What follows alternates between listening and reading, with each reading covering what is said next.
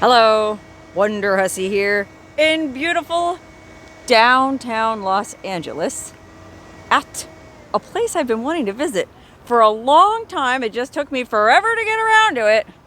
The Brea tar pits. Okay, I guess it's a series of natural tar pits in which they've found mummified, I guess, remains of all these prehistoric animals like woolly mammoths and saber-toothed tigers and giant ground sloths. And it happens to be right in the middle of downtown Los Angeles. How about that? Anyway, I'm here in LA visiting my buddy Mike Z. He's over there making his own video about this. And he very graciously offered to take me down here to the Brea tar pits so I could check them out for myself after all these years. Now, I went to the McKittrick tar pits out by Bakersfield last summer, and I thought those were pretty cool because you're free to just sort of poke around them on your own. This, well, it's a museum, so I'm not going to be able to just go jamming my finger into the tar, but it should still be really interesting. Hey, Mike. Hello. You were saying that Los Angeles, there's a lot of oil under the ground here, Yeah. and that's why these natural tar or bitumen pits, or tar and bitumen, come to the surface. So you were saying that there's still oil being drilled in LA today? Yeah, all over. All over the city of LA, there's oil being drilled. Well, where's the oil rigs? Yeah, they're hidden. They look like houses. What? I mean, is this real? 100% real. You should look it up. I will. It would be a great video for you to do because you go to these neighborhoods and you don't even know what's going on. They're soundproofed, so you can't hear them. Do you know where these houses are? You can easily look them up online. You could Google it. Wow, that blows my mind. I definitely have to find out where these oil derricks disguised as houses are. But I guess that's a video for a future day because here I am today at the pits. That's right. The pits. Okay, this place is actually super cool because it's literally right in the middle of downtown LA. But I guess you can walk around and look in these tar pits for free. You don't even have to pay. Unless you want to go inside the museum, which we are definitely going to go inside the museum. But first, gosh, I can smell the asphalt or bitumen from here. It just blows my mind that there's this giant friggin' natural asphalt pit in the middle of one of the biggest and most modern cities in the world. I mean, the real estate that this pit is taking up must be worth tens of millions of dollars right in the middle of downtown LA. It blows my mind that they didn't just pave over it and build some high-rise condo tower, but they left it out here. Fenced off, unfortunately, but we'll look through the fence. Look at that. A giant, stinking, steaming black lake. Oh, and these giant bubbles are burbling to the surface. It just seems like this weird, evil pit of despair from a fairy tale or something. I think in my video that I made at the McKittrick tar pits, I said it was like the swamps of despair in the never-ending story. And that's totally what this reminds me of too. Look at that. Here's I guess a recreation of a woolly mammoth. These are some of the creatures that they found in these tar pits, which I guess the tar pits must be all over this whole complex. They're standing right on them, guaranteed. So you think there's tar under this grass too? Yeah, I mean, it would be Why deeper. does it bubble to the surface in some places? Well, you can see. It's lower there than it is here. It's higher here than it is there. Okay, so there's just like a layer of dirt over yeah, it. and it would be like anything else. So like imagine a cave full of tar. And that cave system does this and undulates. Oh, so there's like this big underground network of tar that we're standing on under all these buildings. Oh, look, it's the Screen Actors Guild. That's the union for anybody who's in the movie business, or actors anyways. And somebody told me that influencers can actually join the Screen Actors Guild now and get those juicy union health benefits. Boy, I gotta look into that. Maybe I'll make a stop there after I check out these tar pits. Okay, Mike, I'll get back on track. Here we go, walking around the Brea tar pits with Mike Z of Hollywood, California. You never know when she's filming.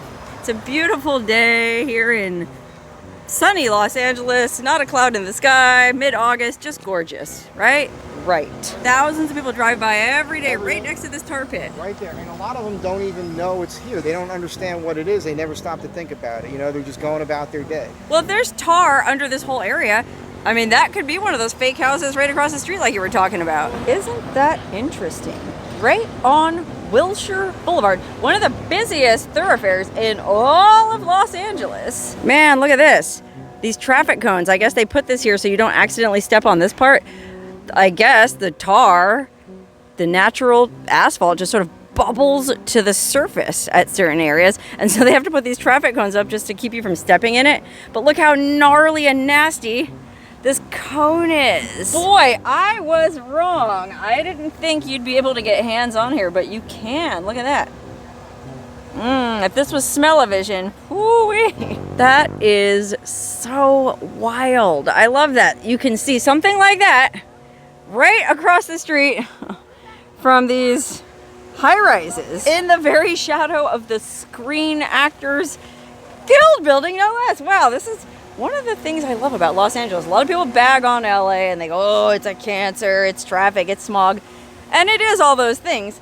But it's just such a surreal, weird mishmash of interesting stuff that it's one of my favorite places on the planet.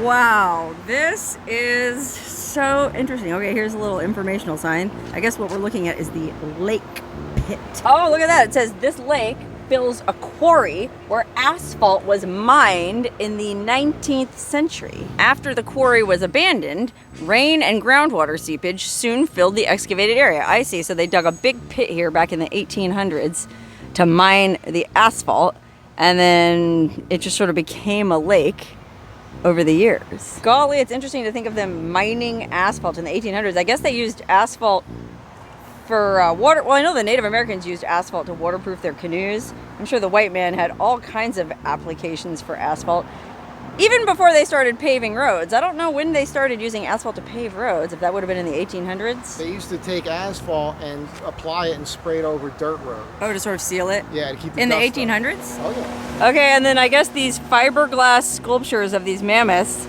supposed to represent a mammoth family, where I think the mama is on the bank with the baby, and the dad got stuck in the pit. It's terrible. Look at his face. He looks terrified. But that's the reality of the tar pits, just like at the McKittrick tar pits.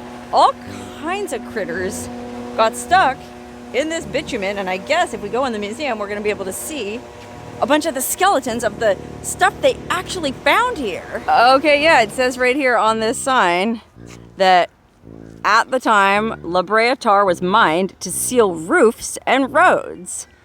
And there's this really interesting kind of display talking about how tar pits work. And I kind of went into this in my McKittrick video, so I'm not going to spend too much time looking at that. And there's an old historical picture of what this lake pit looked like back in 1912. Can you imagine? You can see in the background what Los Angeles looked like back in 1912. It was a friggin' paradise. But look at all those oil derricks standing in the background. Mike wasn't kidding when he said there is, or was, a lot of oil in the ground under Los Angeles. Look at this. Here's this really interesting timeline. So the animals, I guess, were all trapped in the tar 55 to 10,000 years ago. And then they opened the asphalt mine in the 1870s. And then I guess they started finding the fossils in 1875. They were still drilling oil in 1901. And I guess in 1913, the Hancock family, which I guess the neighborhood of Hancock Park must be named after them, they granted a 2-year exclusive right to the museum to dig the fossils. And then he donated it to the city as a museum in 1924. So it's been a public attraction, basically, for over 100 years. So, like you were saying, there's still plenty of oil underground here, but it's actually more profitable to sell the real estate than pump the oil nowadays? I think more so than that, I think what happened was the people who had the money, they were building all these houses here, and they didn't want to see all these oil rigs. But I mean, if that's black gold, why? I mean, I could put up with it, hang some Christmas lights on it, throw some tinsel on it. Keep in mind too, with technology, the newer technology, the way to pump oil is probably way more efficient than those old oil derricks. So I'm surprised everybody here doesn't have a friggin' oil derrick in their backyard. Well, it used to be, they did. So Mike was just saying that the reason this tar pit is fenced in like this is to stop people from falling in and dying. So just like 50,000 years ago when these mammoths got trapped in the tar, are you aware of any stories where people fell in here recently and got stuck? No, the fence has been up. I bet. But like I told you, they also used to throw bodies in there. So they kill people and throw the bodies in. It's like bog people that they find in Right, yeah. Well, you'd think, especially when the mafia was active here, they would have been doing the same thing. Yeah, maybe Jimmy Hoffa's in here. Oh, look, there he is. Captain Alan Hancock, donor of Hancock Park to the people of LA County. Boy, we can thank this guy right here for having these amazing tar pits to wander around. Thank you, brother. Golly, look, here's another area where I guess tar just came bubbling to the surface, and I don't know why they put this weird, creepy metal cage up, but it's just coated in tar. Oh my God, yeah, look at this. It's like this giant mound of tar. It just comes like blubbing up through the grass, knocking over that cone right in the middle of friggin' downtown LA. Wow, this just blows my mind that all of this is going on right in the middle of downtown LA, and this is a public park. You don't have to pay to come in here. Everything that we've seen so far is 100% free. Okay, Mike just corrected me. We're not technically in downtown LA. What part of town is this? This is Los Angeles. You know, this is, I mean, Hollywood is right there. This is what you would call mid-Wilshire. Well, I'm from Death Valley, so all of this seems like downtown to me. Okay, so here's another pit. This is one of the pits that they actually work. So there's a bunch of these. So so they're actually still digging fossils out of this pit here? Yes, so from time to time you'll see people who work for the museum in here doing things. In fact, I guess you can see over here, there's these big crates of stuff that they've dug up. You wouldn't call these fossils, though. Are they like mummies? Fossils? It's just the remains of animals. The remains? Yeah, I'm not really sure what you call something that's been preserved in bitumen for 50,000 years. Okay, I guess they do call them fossils because there's a sign here. And a really interesting picture of these archaeologists, and they're digging away in the pits, finding fossils with all these oil derricks in the background. Look at that. Please do not wade in the stream. No problem. I'll bet you that stream is full of asphalt, and if I even thought about wading in it, boy, I would lose a flip-flop. I'm just gonna stick to the paved pathway, which, oh wow, look in here. Here's a overlook into one of these pits. Oh my God, how interesting is this? Wow, it's like an archaeological dig site in a big, gross, ooey gooey, black, sumpy mess. Holy cow, look, there's a license plate hanging on the wall. I'm gonna zoom in. Oh, like, did they find that in there? Did somebody crash their car into the tar pits back in 1965? Won't come back from Dead Man's Curve. Boop, boop, boop, boop, boop. Boy, talk about Dead Man's Curve. It happened on the strip where the ground is tar. Some poor asshole lost his car. Mike, this is amazing. You know, it seems like a really fun place to go on a field trip when you're a kid in school. I'm sure all the kids in LA probably all go to the Brea tar pits for a field trip. I sort of feel like I'm on a field trip right now. Do you remember that feeling when you were a little kid, elementary school, even middle school, high school, and you guys went on a field trip? How exciting that was, and everybody had to have a buddy, and you had to hold hands with your buddy and keep an eye on each other. Well, guess what? Oh, I was gonna say you can be my buddy, but I guess I'm with Mike Z, so he's my buddy. Wow, look how cool this is. It's like a recreation, or maybe this is, I guess, the actual tent. They sit in here so they have shade while they're going over these fossils. I guess they have to scrape all the tar off them with little knives or some kind of tool. You know, normally you see archaeologists using those little brushes to very delicately brush away the dirt layer by layer. Well, a brush wouldn't go very far with this asphalt. They must have to use some kind of scrapers, I guess, but even then you have to be so gentle and careful not to break any of the bones. They must have some kind of very gentle scrapey tool. If I zoom in here, it does look like you can see some stuff on this desk here. There's like this weird nubbly ball. And there is a brush. I guess they do use brushes. Okay, so now we're gonna go inside the museum and see some, I guess, recreations of these creatures whose fossils they found in the pits.